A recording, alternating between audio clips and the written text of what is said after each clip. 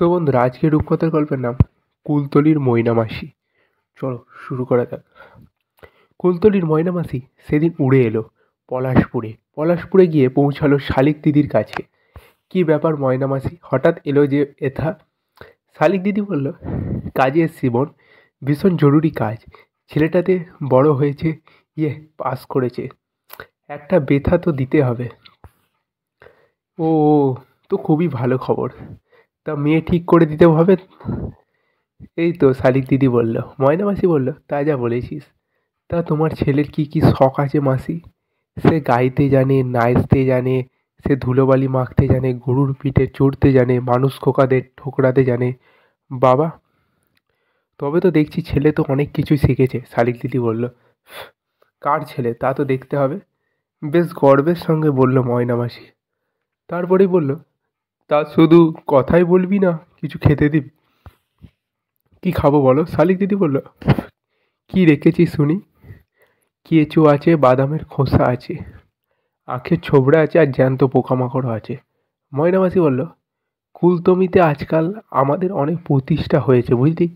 আমরা একটু আধটু বড়লোক হয়েছি, কাজেও ফলের বীজই দিয়েছি, সেটা খাওয়াই ঠিক হবে। পোকামাকড় গরিবরার খাক, কি বলিস? শালিক দিদি বলল, তা যা বলেছ। বলেই 3টে খেজুর বিচি খেতে দিয়ে ময়না মাসিকে চেটে পুটে তাই খেলো ময়না মাসি। তারপর বলল, চল এবারে মেয়ে দেখতে যেতে হবে। শালিক দিদি ময়না মাসিকে নিয়ে উড়ে চলল কুসুমপাড়ায় থাকে শালিক দিদির বন্ধু কুসুম দিদি। তাকে সবাই মিলে কুসুমপাড়ার ময়না দিদি বলে। কুসুমপাড়ার ময়না দিদি পলাশপুরের শালিক দিদিকে দেখে তো খুব খুশি। পলাশপুরের শালিক দিদি বলল, তোর তো একটা মেয়ে আছে। হ্যাঁ, তা তো আছে, ওর জন্য বিয়ের খবর নিয়ে এসেছি। পলাশপুরের শালিক বলল, এ তো খুবই ভালো খবর। কুসুমপাড়ার ময়না দিদি বলল, এরই জন্য ময়না মাসি এসেছে। কুলতলির ময়না মাসি, বড় উচ্চ ঘর ওদের, 7 পুরুষ ধরে ওরা ওখানে আছে, নিজস্ব ঘর বাড়ি, ক্ষেত খামার চারিদিক রয়েছে, খাবার দাবারদের কোনো অভাব নেই। ওরই ছেলের সঙ্গে বিয়ে দিতে চায়। বাহ, এ তো খুবই ভালো খবর।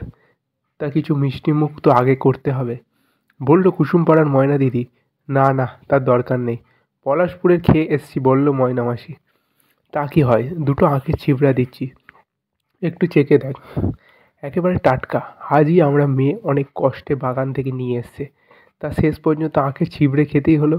ময়না মাসি পলাশপুরের শালিক দিদিকে বলল, তা এবার তোমার মেয়ে দেখাও।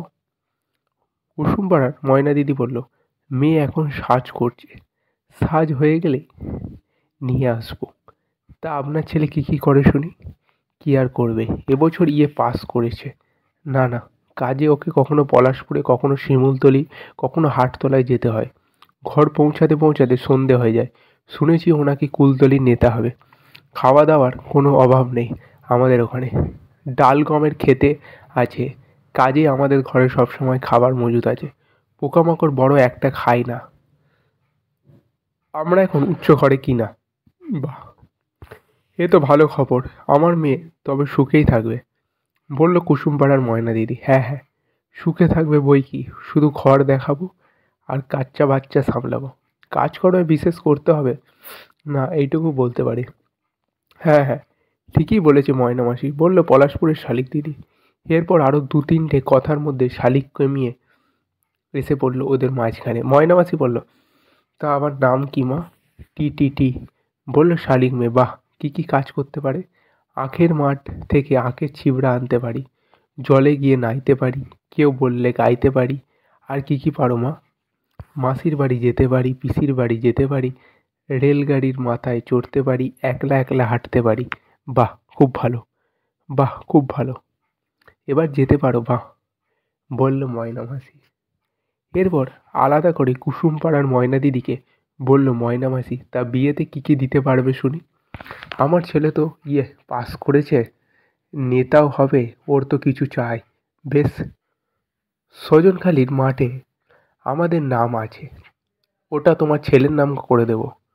কুসুমপাড়ার ঘাট তোমার ছেলের নামে করে দেবো, আর কুসুমপাড়ার ভোটটাও তোমার ছেলে পাবে, এইটুকু বলতে পারি। এসব শুনে ময়না মাসি খুব আনন্দ হলো। পলাশপুরের শালিক দিদিকে বলল, ভালোই হলো, এবার ছেলেকে গিয়ে সব বলতে হবে, তুমি আমার জন্য অনেক করলে বোন, এ এমন আর কি, বললে পলাশপুরের শালিক দিদি। তোমাকে কিন্তু আমাদের সঙ্গে বরযাত্রী যেতে হবে, তোমার নিমন্ত্রণ রইল, যাবে তো? নিশ্চয়ই যাব, বলল শালিক দিদি। কুসুমপাড়ার ময়না দিদিকে ময়না মাসি এবার বলল, মেয়ে পছন্দ হয়েছে, এবারে যাই। আমরা আসবেন, হাসি মুখে বলল কুসুমপাড়ার ময়না দিদি। আচ্ছা, বলল ময়না মাসি। বেল করার এরপর একজন উড়ে চলল কুলতলি আর একজন চড়ে বসলো পলাশপুরে।